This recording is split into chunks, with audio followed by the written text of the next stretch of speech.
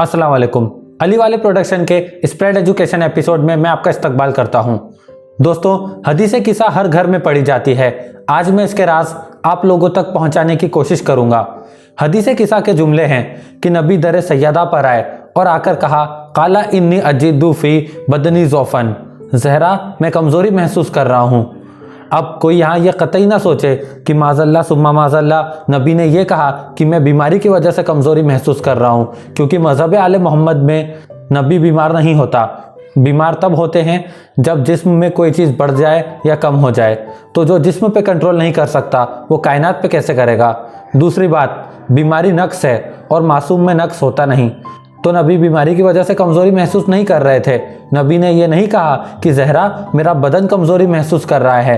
नबी ने कहा ज़हरा नबूवत कमज़ोरी महसूस कर रही है। हदीस किस्सा आगे बढ़ी। नबी ने कहा, ज़हरा इत्तीनी बिल किस्सा इल यमानी फ़ख्तातीनी बिही, ज़हरा मुझे अपनी चादर ओढ़ा दे। ज़हरा कहती हैं, मैंने बाबा को अपनी चादर ओढ़ा दी और उनके तरफ देखा तो उनका चेहरा चांद की तरह चमक रहा था। नबी थे ज़हरा की चादर के नीचे। थोड़ी देर बाद इमाम हसन अलैहिस्सलाम आए। माँ को सलाम करने के बाद कहने लगे, या उम्मा हो इन्नी अशुम्मू इंदकी राइहतिन तैयबातिन कान्हा राइहतु जद्दी रसूलल्लाह। अम्मा, कहीं से नाना की खुशबू आ रही है। ये वही हसन हैं जो माँ की गोद में बैठ के लोह पढ़ते थे। इन्हें घर में नाना नजर नहीं आए। ज़हरा ने कहा, वो चादर के नीचे है नाना। हसन चादर के करीब गए और नाना से इजाज़त लेके चादर के अंदर चले गए। थोड़ी देर बाद इमाम हुसैन अलैहिस्सलाम आए। माँ को सलाम कह के वही दोहराया, अम्मा कहीं से नाना की खुशबू आ रही है। ज़हरा ने कहा, वो चादर के नीचे है नाना, साथ में तुम्हारे भाई हसन भी हैं। हुसैन गए चादर के करीब, इजाज़त ली और चादर के अंदर चले गए। फिर थोड़ी देर बाद अली आए।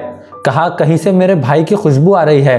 ज़हरा ने कहा, वो चादर के नीचे है नबी, साथ में हसन और हुसैन भी हैं। अली गए चादर के करीब, इजाज़त ली और अंदर चले गए। पहले हसन आए, फिर करबला बसाने वाले हुसैन आए, अली जैसे इमाम आए। ये तीनों इमाम हैं। अली भी इमाम है, हसन भी इमाम है, हुसैन भी इमाम है। इमाम कहते हैं रास्ता दिखाने वाले को। ज़हरा ने बताया तो ये तीनों चले। जो उम्मत को रास्ता दिखाए उसे इमाम कहते हैं और जो तीन इमामों को रास्ता दिखाए उसे ज़हरा कहते हैं।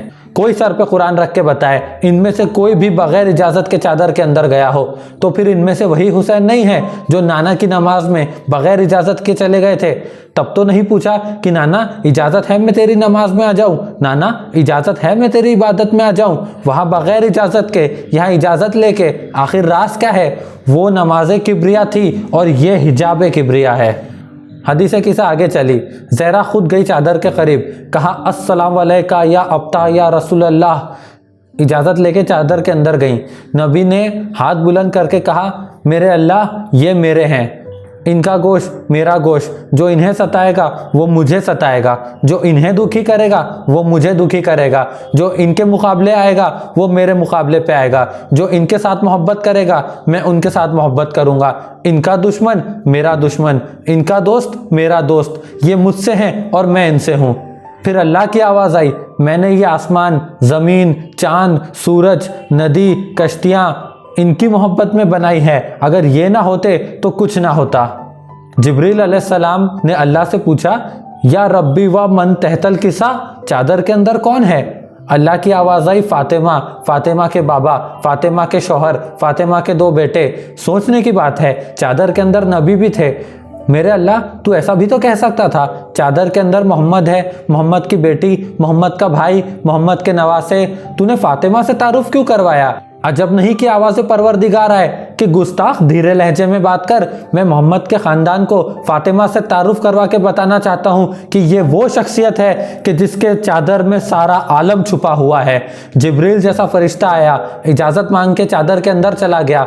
ओ दुनिया वालों, हदीस किस्सा बता रही है कि ये वो शख्सियत हैं जिनकी चादर में सिर्फ ज़मीन पर रहने वाले नहीं बल्कि अर्श पे रहने वाले भी महफूज हैं। मासूम फरमाते हैं, हम हैं कायनात पे हुज्जत, हमारी माँ है हम पे हुज्जत। हमने कायनात को बताया है कि अल्लाह है, हमारी माँ ने हमें बताया है कि अल्लाह है। तो फिर शेर कहने की मुझे शिया कौम इजाज़त देना। ए बिन्ते पैगंबर, तू अगर माओ में ना होती तो जन्नत कभी माओ के पाँव में ना होती।